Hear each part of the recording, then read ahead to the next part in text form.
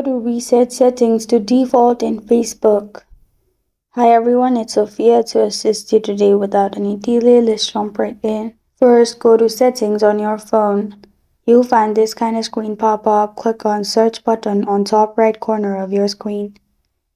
Then search for apps. Then click on apps and notification. In here, search for Facebook by clicking on see all apps. And then force stop the app. After that, go to storage and cache, which is below permission. Clear cache and clear storage. Click on delete. After you've deleted, you can simply restart your phone.